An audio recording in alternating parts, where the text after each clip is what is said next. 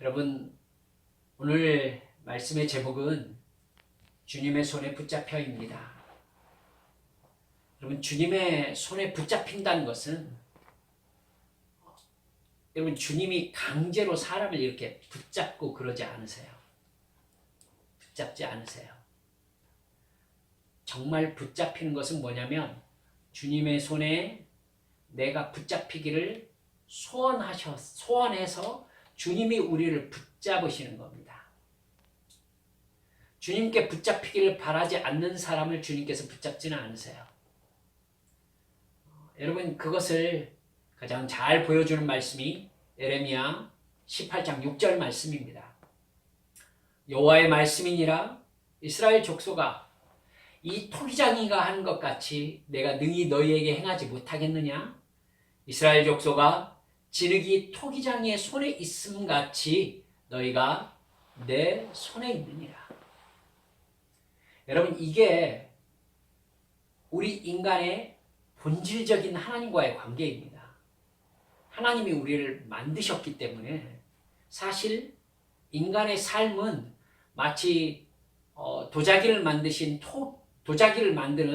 토기장이에게 붙잡힌 이 진흙처럼 사실은 하나님의 손에 의해서 모든 것이 이루어집니다. 여러분, 그런데 하나님께서 인간을 만드실 때 이렇게 아무 의지가 없고 아무 생각도 없는 이 진흙의 모습으로 인간을 만드신 것이 아니라 자기의 생각과 의지를 가지고 있는, 자유의지를 가지고 있는 그러한 인격을 가진 피조물로 만드셨다는 것입니다. 여러분, 하나님은 인간을 만들 때, 여러분 우리 컴퓨터 하시면 그러잖아요. 엔터 딱 치면은 내가 하라고 한 대로 컴퓨터가 딱 띄운단 말입니다. 이런 컴퓨터로 하나님께서 우리를 만들지 않으셨어요. 자기의 의지로 하나님을 이해하고 하나님과 대화하고 하나님을 사랑할 수 있는 인격체로 만드셨어요. 하나님의 주권에 완전히 복종할 수밖에 없는 피조물로 세팅하신 것이 아니라 여러분, 인간 스스로 하나님과의 관계를 결정할 수 있는 인격적 피조물을 만드신 거예요. 이게 하나님의 사랑이셨습니다. 그런데 그 결과가 무엇이었습니까? 인간의 배신이었습니다. 인간은 자기 의지로 하나님을 사랑하는 것이 아니라 자기를 사랑하기로 결정했습니다. 사탄은요, 자유의지를 가지고 있는 네가 뭐하러 하나님께 매여서 사느냐? 선악과를 먹고 너도 자유롭게 너를 위해서 살아라. 이렇게 인간을 유혹했습니다. 그 말을 들은 아담과 하와는 그거 참 괜찮겠다 생각하면서 선악과를 따먹었죠. 그것은 하나님과 사랑의 관계를 맺으며 살지 않겠다. 하나님이 아니라 나를 위해 살겠다라고 선언한 것입니다. 사탄은 그렇게 되면은 네가 하나님과 같이 될 것이다라고 거짓말했지만 아닙니다. 그렇게 하면 사탄과 함께 영원한 지옥의 죽음을 당하게 되어 있었습니다. 그래서 하나님께서는 네가 그것을 먹으면은 나처럼 되리라 이렇게 말씀하신 게 아니라 정령 죽으리라 이렇게 말씀하셨던 것입니다. 여러분, 그렇게 선악과를 따먹은 다음에 인간은 하나님이라는 신을 인식할 수 있는 능력을 잃었습니다. 이게 가장 중요한 변화입니다. 인간은 하나님이라는 신을 인식할 수 있는 능력을 잃었습니다. 그러니까 하나님과 대화할 수도 없었고 맨 처음 하나님께서 목적하신 하나님과의 사랑의 관계를 맺을 수도 없었습니다. 사탄의 말을 듣고 선악과를 따먹고 죄인이 되어버린 인간은 죄의 본성대로 생각하고 말하고 행동하다가 영원한 지옥의 멸망에 들어가게 되어 있을 뿐이었습니다. 맨 처음부터 그렇게 되어 있었어요. 하나님은 그런 인간을 구원하시려고 예수님을 이 세상에 보내셔서 십자가의 인간 대신 죽게 하셨습니다. 하나님의 아들 예수님이 십자가에서 죽음이라는 죄값을 대신 치러주셨다는 것을 진정으로 믿으면서 살 수 있도록 성령님을 우리 인간들에게 보내주셨습니다. 그 성령님의 감동에 순종하고 살면 그 사람은 영적으로 다시 태어나서 영적인 사람이 됩니다. 이게 영적으로 새로 태어나는 삶입니다. 그 이전에는요, 육적인 존재입니다. 육으로 살면 육의 욕망에 이끌려 살다가 죽으리라 로마서의 말씀입니다. 그 죽음은 지옥을 의미합니다. 여러분, 영으로 태어나서 영적인 삶을 살다가 영의 세계, 천국에 가는 것이 하나님께서 우리에게 주신 복인 것입니다. 여러분, 이렇게 영적으로 거듭나면 죄로 인해서 잃어버렸던 영적인 능력이 완전히는 아니지만 하나님과 사랑의 관계를 맺을 수 있을 만큼 회복됩니다. 사랑의 관계를 맺을 수 있을 만큼. 하나님이라는 신을 인식하게 돼요. 하나님과 대화가 통합니다. 하나님을 사랑하게 됩니다. 여러분, 제가 여러분께 이렇게 말씀드리는 것은 우리의 거울이기도 합니다. 즉, 우리의 삶 속에서 지금 하나님이라는 신을 인식하고 살고 있습니까? 하나님과 대화하고 있습니까? 하나님을 사랑하고 계십니까?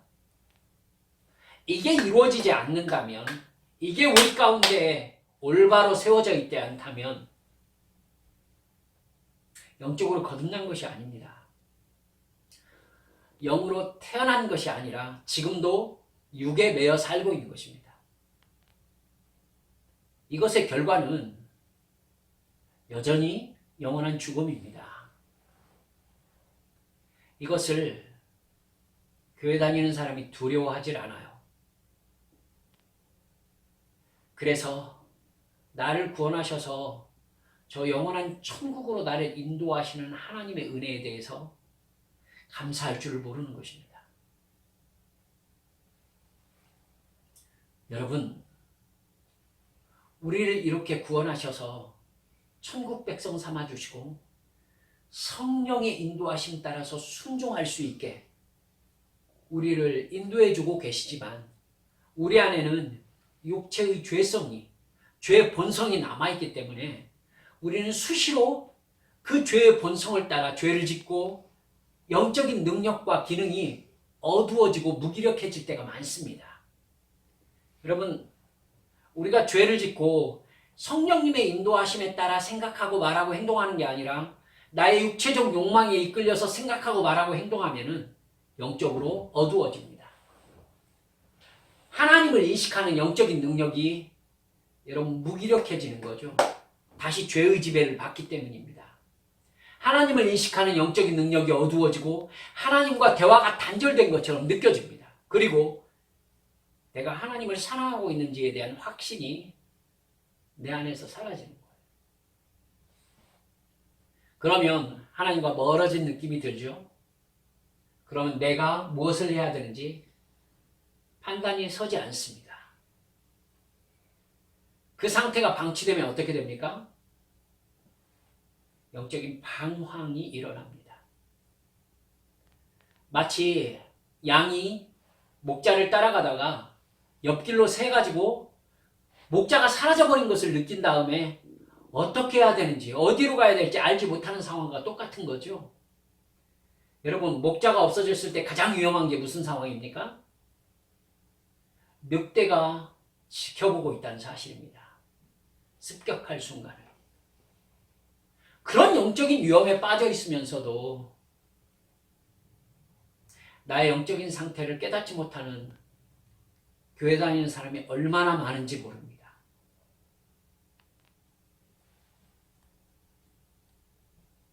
그럴 때 어떻게 해야 되겠습니까? 그때 여러분, 나 스스로 하나님을 인식할 수 없는 죄인이라는 사실을 진정으로 인정하면서 주님 손에 붙잡히기를 간절히 사모해야 합니다. 원래부터 인간은 하나님이 빚어서 만드신 존재였기 때문에 사실은 원래부터 자기 의지를 가지고 있지 못한 존재였어야 맞아요. 근데 하나님께서 사랑하셔서 의지를 주셨지 않습니까? 근데 그 의지의 결과가 무엇이었습니까? 죄를 짓고 하나님을 떠나는 것이었습니다.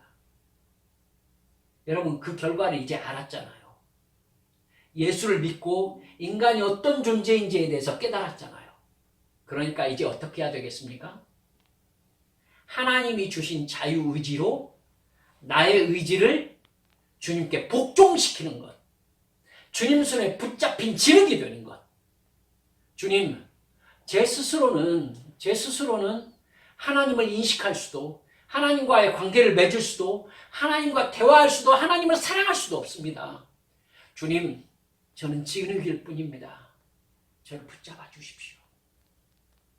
저를 하나님이 원하시는 피조물로 빚어 주십시오. 이렇게 우리 주님 손에 붙잡히기를 내가 원해야 합니다. 내가 주님께 나아가서 우리 주님 저 붙잡아 주세요. 성령 충만하게 해주세요. 주님, 저는 제 의지, 죄악에 속한 의지로 살아가기 싫습니다. 여러분, 이렇게 주님 앞에 간절히 영의 소망을 가지고 주 앞에 나아가서 회개하고 주께 붙잡히기를 사모해야 되는 것입니다.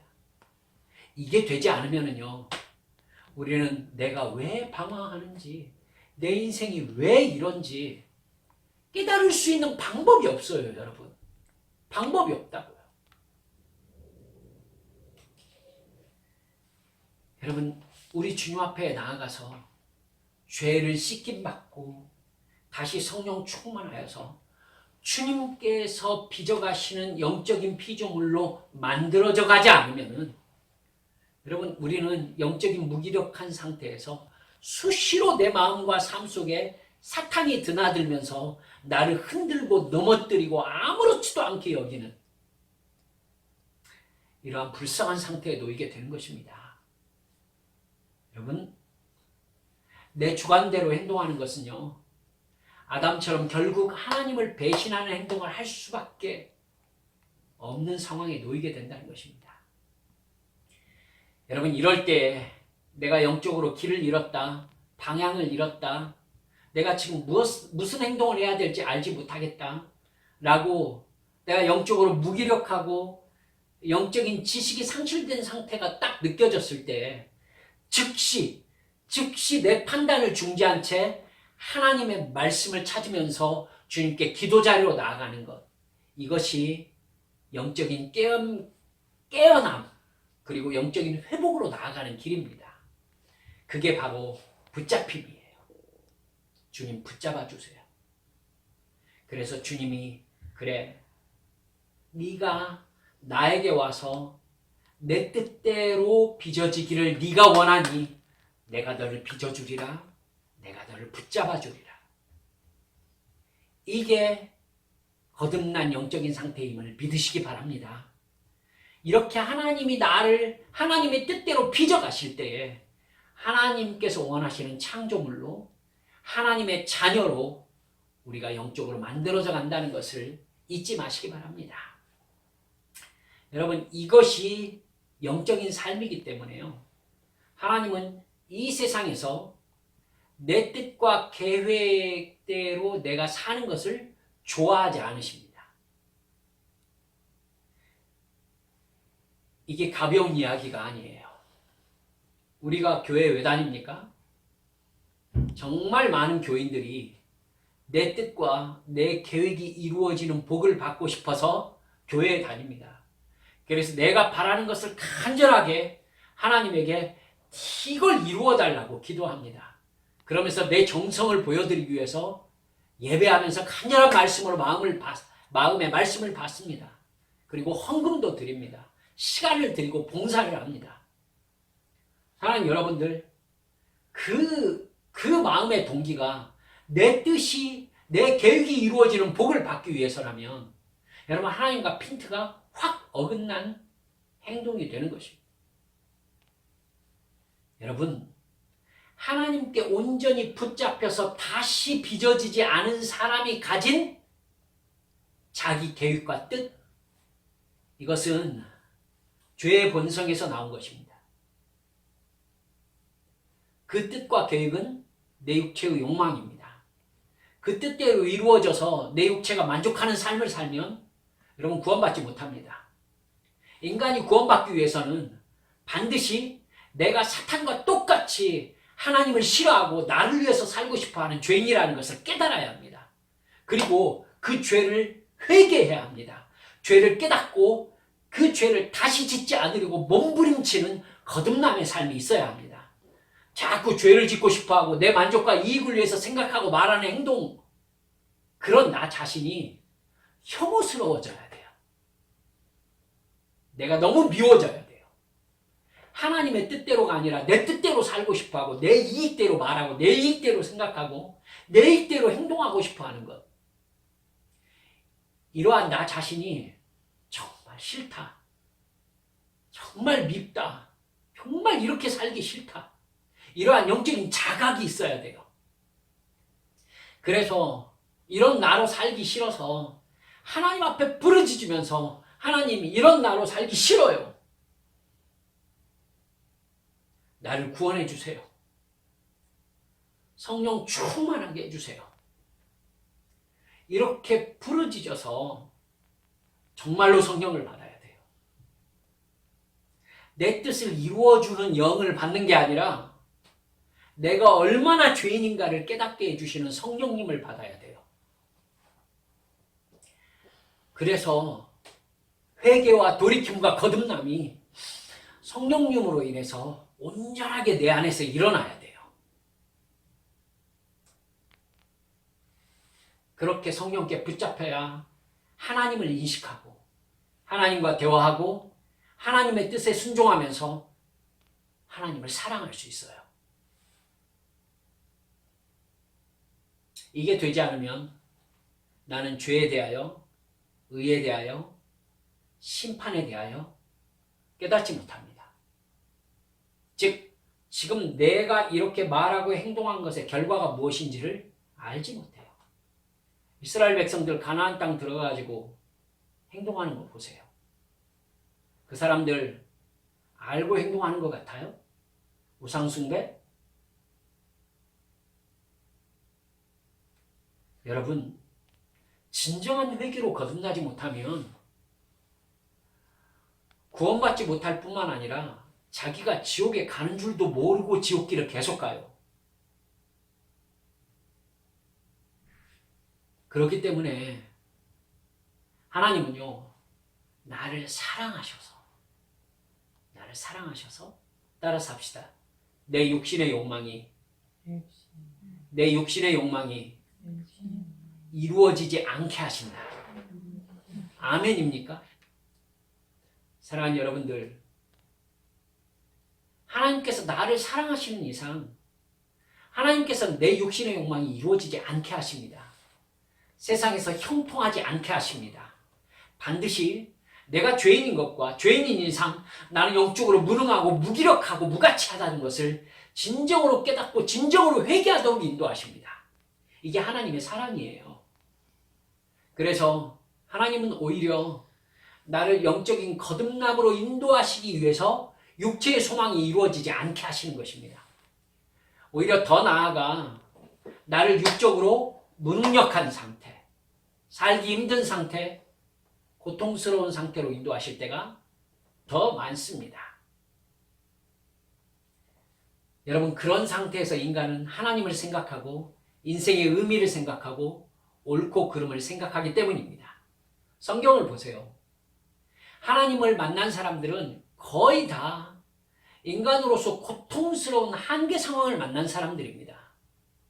아브라함과 그의 아내 사라는 100세, 90세가 되도록 아이가 없었습니다.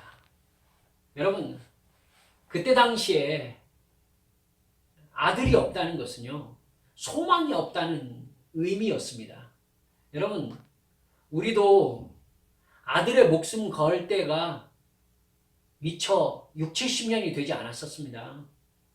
지금은 딸라면 복이라고 하지만요, 예전에 우리 정말 100년 되지 않는 세상만 해도요, 아들 낳지 못하면은 여러분, 부인이 남편에게 이혼당해야 하는 세상이었습니다.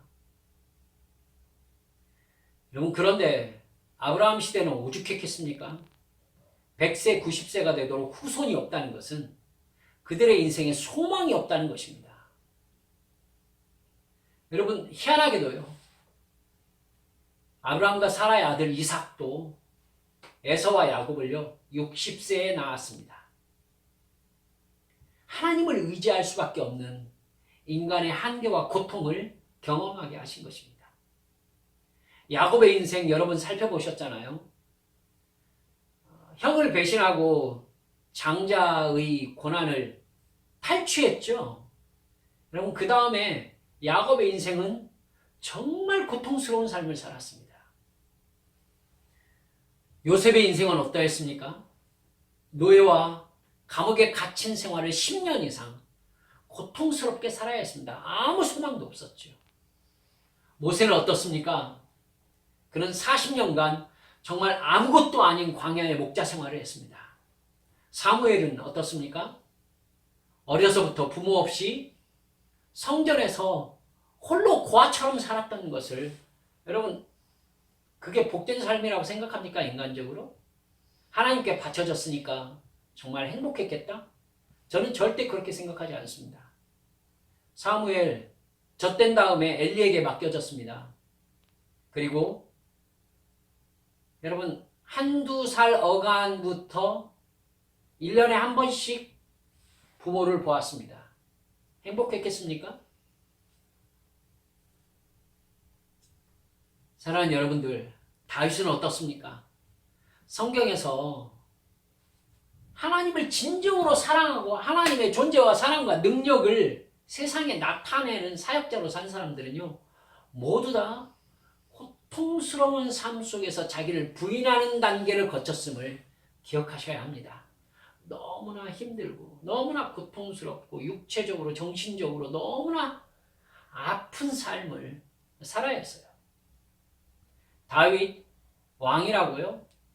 전 솔직히 말해서 다윗과 같은 삶을 살기 싫습니다. 10년 동안 내일을 알 수 없는 목숨의 위협 가운데 살았고, 여러분, 인간적으로 정말 왕이 되었지 않습니까? 그랬는데 어땠습니까? 왕의 권한이 그의 것이었습니까? 아니었어요. 하나님은 다윗을 통해서 하나님의 나라를 이루고 싶어 했었어요. 다윗은 인간적으로 자기의 육적인 행복을 이룬 삶을 살지 못했습니다. 사랑하는 여러분들이요, 이러한 성경의 말씀들, 하나님의 뜻을 우리가 이렇게 살펴보고 나면 오늘 우리가 읽은 본문이 하나님께서 우리에게 정말로 하고 싶으신 말씀이라는 걸 깨닫게 됩니다. 여러분, 신명기는 광야 생활 40년이 맞춰져 갈 때쯤, 여러분, 모세가 출애굽 2세대들에게, 그러니까 성인으로 홍해를 건너지 않은 어린아이였던 아이들, 그리고 광야에서 태어난 아이들, 그 사람들에게 주시는 말씀이 신명기 아니겠습니까? 여러분, 그 신명기에서 그 출애굽 2세대들에게 주신 말씀 2절 한번 보십시오. 당신들이 광야를 지나온 40년 동안 주 당신들의 하나님이 당신을 어떻게 인도하셨는지를 기억하십시오. 그렇게 오랫동안 당신들을 광야에 머물게 하신 것은 당신들을 단련시키고 시험하셔서 당신들이 하나님의 계명을 지키는지 안 지키는지 당신들의 마음속을 알아보려 하신 것이었습니다. 여러분, 이스라엘 민족이 홍해를 건너면서 품었던 기대가 무엇이었습니까? 가나안에 들어가서 젖과 꿀이 흐르는 땅의 풍요를 누리는 것이었습니다. 즉, 먹을 것, 입을 것, 마실 것이 풍성하고 육체의 소원이 이루어진, 내가 정말 좋은 집과 좋은 것을 먹고 살고 좋은 옷을 입고 살고 자기의 소망이 이루어진 그 세상을 꿈꾸면서 가나안으로 가기를 소원했던 것입니다. 여러분, 그래서요, 이스라엘 백성들은 광야에서 자기들이 기대했던 것과 다른 상황이 될 때마다 불평과 원망을 쏟아낼 수밖에 없었어요. 물이 없습니까? 물 없다고 불평과 원망을 쏟아내죠. 먹을 것이 없다고? 나중에는 고기 없다고, 부추, 마늘이 없다고. 왜요? 그들이 기대했던 것이 그것이 풍성한 세상으로 가는 것이었기 때문입니다. 그런데 하나님은요.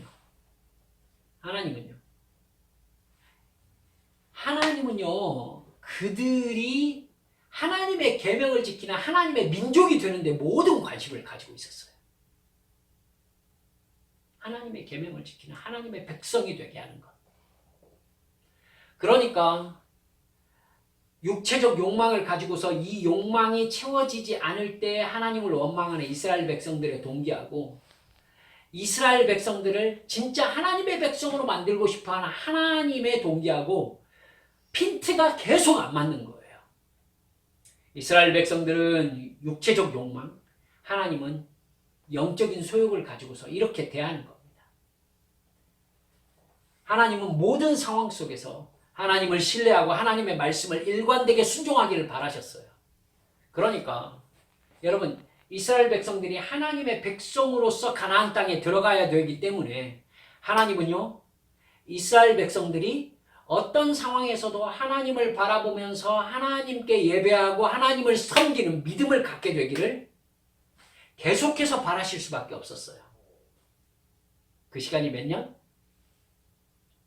40년이 걸렸던 것이죠. 40년이 걸렸던 거예요.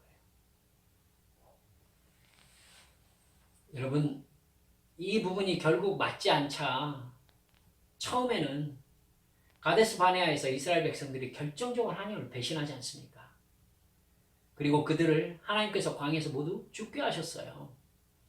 여러분 생각해 보세요. 출애굽 2세대들은요. 광야 40년 동안 출애굽 1세대, 자기 아버지 세대들이 모두 다 죽는 모습을 보았어요. 조금만 생각이 있다면 이분들이 광야에서 이렇게 죽어 묻히기 위해서 홍해를 나왔을 것인가? 이들이 왜 이렇게 광야에서 죽는 것인가? 생각해보면 간단하게 알 수 있거든요.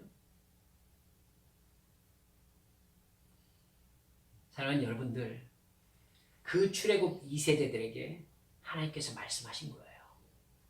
너희들에게 바란 것은 너희들이 어떤 상황에 놓일지라도 내가 너희를 사랑하는 하나님이라는 것을 잊지 않는 것이었다. 내가 너희에게 지키라고 한 것은 모두 너희를 사랑하고 너희에게 복을 주기 위해서라는 걸 잊지 않는 것이었다. 그래서 나는 힘들고 척박한 광야로 일부러 너희들을 인도했다. 그래서 너희들이 고통 속에서도 나의 계명을 지키는 사람이 되어가는지를 내가 정말 시험해보고 싶었던 것이다. 그 단계를 통과하지 못하면 너희들은 가나안 땅에 들어갈 수 없기 때문이다. 그리고 3절에서 이렇게 말씀하십니다. 주님께서 당신들을 낮추시고 굶기시다가 당신들도 알지 못하고 당신들의 조상도 알지 못하는 만나를 먹이셨는데 이것은 사람이 먹는 것으로만 사는 것이 아니라 주님의 입에서 나오는 모든 말씀으로 산다는 것을 당신들에게 알려주시기 위함이었습니다. 여러분, 하나님께 선택받고 구원받고 가나안으로 인도함을 받는 하나님의 백성이란 이전보다 더 맛있는 것을 먹고 더 좋은 것을 마시고 이전보다 세상 즐거움과 자랑을 소유하고 누리는 것이 목적인 사람이 아닌 거예요. 이스라엘 백성들은 그걸 바라고 나왔거든요. 여러분, 우리도 그걸 바라고 교회를 나온단 말입니다. 더 좋은 것을 먹고 더 좋은 옷을 입고 더 좋은 집에서 더 좋은 이 세상의 즐거움과 자랑을 누리고 싶어서 돈을 많이 벌게 해주시라고, 나의 지위가 높아지게 해주시라고, 나의 명예를 높여주시라고, 내 욕망이 이루어지게 해주시라고 이런 욕망을 가지고서 교회를 나온단 말입니다. 그러면서 그것을 이루기 위해서 간절히 기도한단 말입니다. 그 욕망을 비전이라는 허울적인 껍데기로 이렇게 치장한 채 말입니다. 여러분, 하지만 예수 믿는 삶은 내 그런 육체적 욕망이 이루어지는 삶이 아닙니다. 그렇기 때문에 우리 한빛 성도들은 정말로 똑바로 알아야 될 것이 그것입니다. 하나님은 그렇게 기도하는 나의 기도를 이루어주고 싶어 하지 않으신다는 것입니다. 그걸 이루어주면 어떻게 됩니까? 하나님이 아니에요. 그런 하나님이실 것 같으면요, 광야를 40년간 헤매면서 이스라엘 백성들을 그렇게 시험하실 필요가 없으신 분이십니다. 이스라엘 백성들은 자기의 육체적 욕망이 이루어지길 기대하면서 광야로 하나님을 따라 나온 사람들이에요. 그러면 그들을 이끌고 그냥 가나안으로 들어가면 그들의 소원이 이루어지는 것입니다. 그러면 아마 이스라엘 백성들 자기들의 소원을 이루어주는 하나님을 바알신처럼 잘 섬겼을 거예요. 하지만 하나님은 바알신이 아니셨습니다. 하나님이 이스라엘 민족의 기대와 다른 신이었기 때문에 그들이 가나안 땅에 들어가서 하나님이 아닌 바알신을 찾아갔다는 걸 잊지 않으셔야 해요. 이런 성경의 시스템을 볼 때에 하나님은요, 우리가 교회에 나와가지고 하나님 이렇게 해주세요, 저렇게 해주세요 라는 기도에 이루어 주시도록 응답하지 않으시는 것이 훨씬 더 가능성이 크다라는 걸 느끼실 수 있을 것입니다. 하나님께 선택받고 구원받고 가나안으로 인도함을 받은 하나님의 백성이란 이전보다 더 맛있는 것을 먹고 더 좋은 것을 마시고 이전보다 세상 즐거움과 자랑을 누리는 것이 목적인 사람들이 아니에요. 하나님이란 신을 인식하고 하나님과 대화하고 하나님을 사랑하면서 하나님의 말씀에 순종하는 사람입니다. 나의 죄악됨을 진정으로 고백하면서 회개하는 사람이 되게 하시려고 하나님은 우리를 교회로 부르신 것이고 이스라엘 백성들을 광야로 이끌어 가신 것입니다. 나의 죄악됨을 깨닫고 매사에 주님께 붙잡혀가지고 하나님께서 하신 말씀을 순종하는 주의 백성으로 만들고 싶으셔서 우리를 교회로 인도하신 것입니다. 그래서 우리에게 성경을 읽으라고 하신 것입니다. 여러분, 세상 것이 아니라 영이신 하나님과의 관계가 가장 중요한 사람으로 만드시려고, 그렇게 거듭나게 하시려고 우리를 한빛교회로 인도하신 것입니다. 그걸 알게 하시려고 하나님은 오히려 육체적 조건이 채워지지 않은 시간을 이스라엘 백성들에게는 40년 보내게 하신 것입니다. 우리는요, 하나님은 이 중요한 사실을 깨닫게 하시려고 나를 세상 욕망을 가진 사람에게서 영의 열망을 가진 사람으로 바꿔주시려고 우리가 하나님께 기도하는 이 기도를 지금껏 들어주지 않으신 것입니다.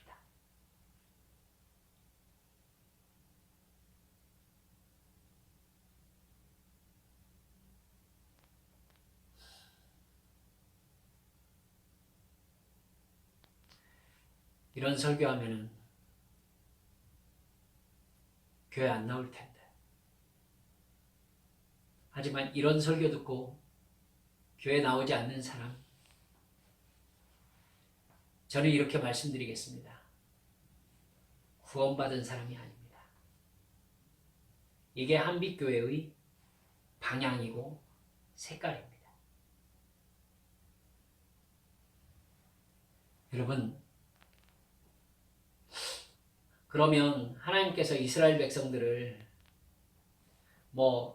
육체적 삶이 늘 궁핍한 상황에서 하나님만 바라보면서 오늘 먹을 걸 주세요, 이렇게 요구하는 그러한 사람으로 살도록 하셨다는 말입니까? 아닙니다. 하나님은요, 너희들이 그렇게 원하는 것은 내가 이미 준비해 주셨다라고 오늘 우리가 읽은 성경 본문 말씀 뒤에서 그냥 말씀해 놓고 계세요. 7절에서 10절까지 한번 보실까요? 제가 세 번역으로 읽어드리겠습니다. 주 당신들의 하나님이 당신들을 데리고 가시는 땅은 좋은 땅입니다. 골짜기와 산에서 지하수가 흐르고 샘물이 나고 시냇물이 흐르는 땅이며 밀과 보리가 자라고 포도와 무화과와 석류가 나는 땅이며 올리브 기름과 꿀이 생산되는 땅이며 먹을 것이 모자라지 않고 아무것도 부족함이 없는 땅이며 돌에서는 쇠를 얻고 산에서는 구리를 캐낼 수 있는 땅입니다. 주 당신들의 하나님이 당신들에게 주신 옥토에서 당신들은 배불리 먹고 주님을 찬양할 것입니다.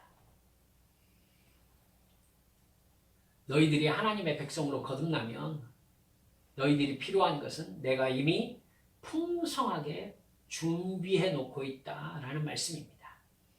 이미 마련해 놓았다는 것이죠. 그러니 너희들은 온전한 하나님의 백성으로 거듭나기만 하라는 것입니다. 거듭나기만 하라는 거예요. 어떤 상황에서도 하나님을 믿고 하나님을 사랑하며 그 말씀에 순종하는 하나님의 백성이 되면 하나님이 이미 좋은 곳으로 다 준비하고 계신다는 것입니다. 하나님이 우리에게 바라는 것도 똑같습니다. 우리를 구원하셨습니다. 하나님을 인식하고 하나님과 대화하고 하나님을 사랑할 수 있도록 영적으로 새로 태어나게 해주셨습니다. 그 다음에 어떻게 되어야 합니까? 내가 성령께 붙잡혀서 거듭난 사람으로 살아가지 않으면요, 나는 육체의 욕망을 따라 생각하고 말하고 행동하다가 지옥에 갈 수밖에 없는 죄인인 것을 진정으로 깨닫고 나를 부인해야 돼요. 여러분, 우리가 예수를 진정으로 믿고 나면은요, 성령께서 우리에게 뭘 깨닫게 하시냐면은 내가 얼마나 더럽고 추잡스러운 죄인인가를 깨닫게 하세요. 그래서 하나님 앞에 내 죄를 진정으로 회개하게 하세요. 그래서 주님께 붙잡히기를 간절히 사모하게 하신단 말입니다. 여러분, 그 은혜에 붙잡혀야 나를 부인하게 돼요. 나를 미워하게 돼요. 내 죄성을 미워하고 내 죄를 더럽게 여기게 돼요. 그래서 나 스스로 할 수 없으니까 성령께 감동되어서 내 주권을 하나님께서 소유해 주시기를 간절히 사모하게 된단 말입니다. 나는 진흙이라고 고백하면서 나를 빚어주시라고 하나님 앞에 간절히 부탁하는 이러한 영적인 거듭남의 상태로 우리가 나아가야 되는 것이죠. 영적인 존재로 태어났으니까 영적인 생활을 해야 되는 것이죠. 성령님의 감동해 주시는 하나님의 뜻에 순종하면서 하나님과 연결된 삶의 순간순간들을 살아야 되는 거 아니겠습니까? 여러분, 그렇게 되면 내 육체의 소망이 이루어지기를 바라는 것이 아니라 나를 거듭나게 하셔서 나에게 영적인 사명을 주신 그 은혜, 하나님의 사명을 온전히 깨닫고 하나님께서 인도하시는 대로 순종하기를 소원하게 되는 것입니다. 여러분, 그런 사람이 가진 소원은 육의 소망이 아니라 영의 소원인 것을 믿으시기 바랍니다.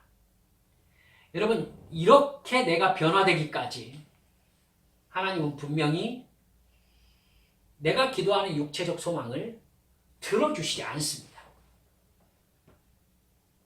우리 한빛 성도들은 이 부분을 이제 그냥 그런 줄 알고 믿읍시다. 여러분들께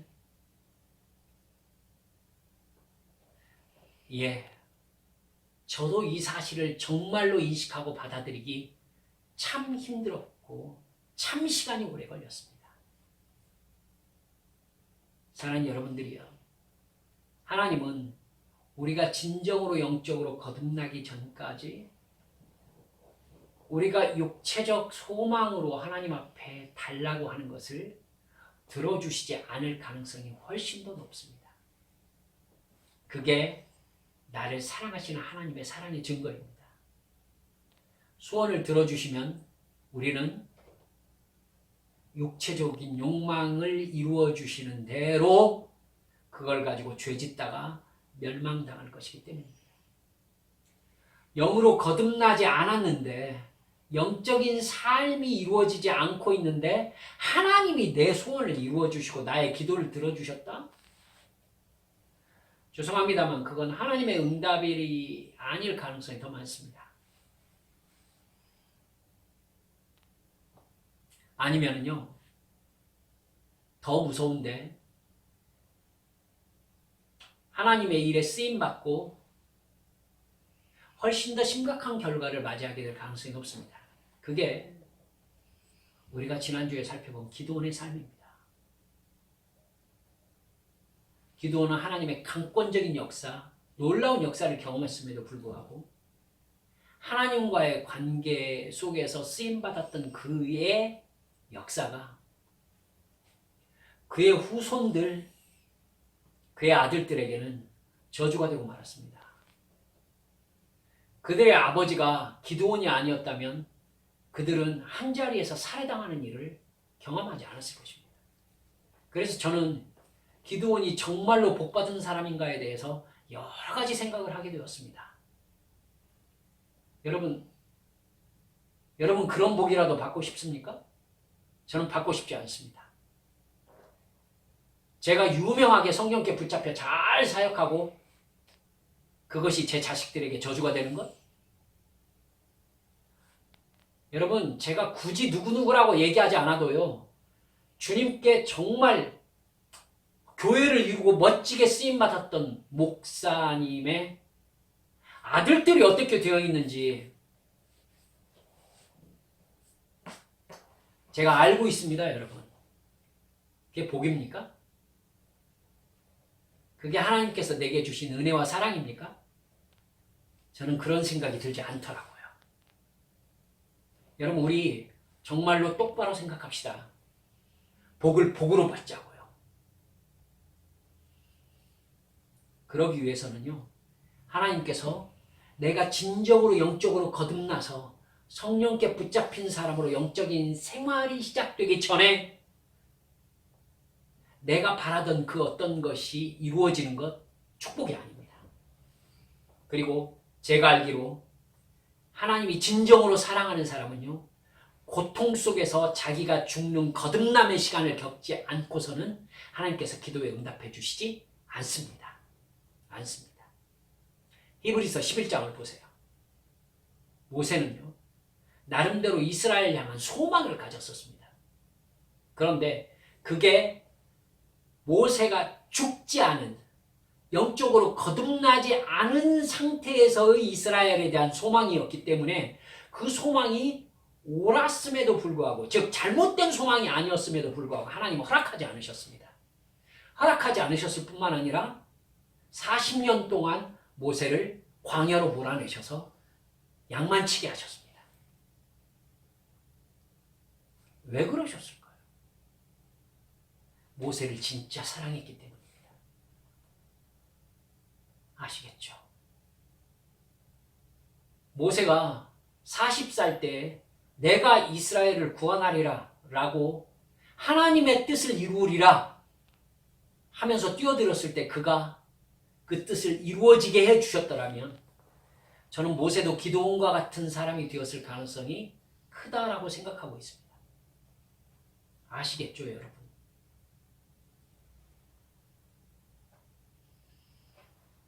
여러분, 하나님은 오히려 내가 육적으로 내가 의지할 만한 소유들을 빼앗으신다고 생각합니다. 돈과 건강과 관계를 빼앗으시더라고요. 마치 아브라함처럼, 이삭처럼, 모세처럼, 다윗처럼 나는 아무것도 아니라는 것을 깨닫게 되는 고통과 부족 가운데 살게 하시더라고요. 그 속에서 부르짖으면서 기도하다가 성령 충만해지고 하나님을 인식하고 하나님과 대화하고 하나님과 사랑하게 되는 영적인 세계로 인도해 주시더라고요. 여러분, 그리고 그렇게 사는 것이 행복이라는 것을 진짜 알게 해 주시더라고요. 그 다음에 내가 이 세상의 욕망, 육체적 욕망을 이루는 것이 아니라 오직 하나님 한 분만으로 만족하는 영적인 거듭남과 성장을 이루셨을 때에 하나님이 준비하신 것을 소유하게 하시더라고요. 주님을 얻는 것이 가장 중요하다는 것을 알려주시기 위해서 하나님은 나에게서 이 세상의 소유를 빼앗으십니다. 그리고 말씀으로 사는 사람으로 훈련시키십니다. 그리고 그 훈련이 끝난 후에 나에게 소유할 것을 주시는 것입니다. 그때 나는 그것을 내가 소유하는 것이 아니라 여러분 하나님을 위해 소유하게 된다는 것입니다. 그래야 그 소유가 복이 되는 것이죠. 하나님의 영광을 그래야 나타내게 되는 것이죠.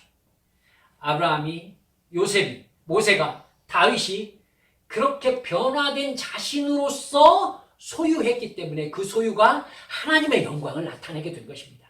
그렇지 않으면 틀림없이 그 소유는 자기의 욕망을 위해서, 죄짓기 위해서 사용되었을 것입니다. 사랑하는 여러분, 말씀을 맺습니다. 제가 오늘 어떤 설교 드린 것인지 여러분 깨달으셨을 것입니다. 이제 선택하십시오. 나를 돌아보시기 바랍니다. 나는 먹을 것으로 이 세상을 사는 사람입니까? 하나님의 말씀으로 사는 사람입니까? 성경이 그렇게 묻고 있잖아요. 하나님께서 이렇게 우리를 인도하신 것은 사람이 먹는 것으로 사는 것이 아니라 하나님의 말씀으로 사는 존재인 것을 깨닫게 하시기 위함이었다.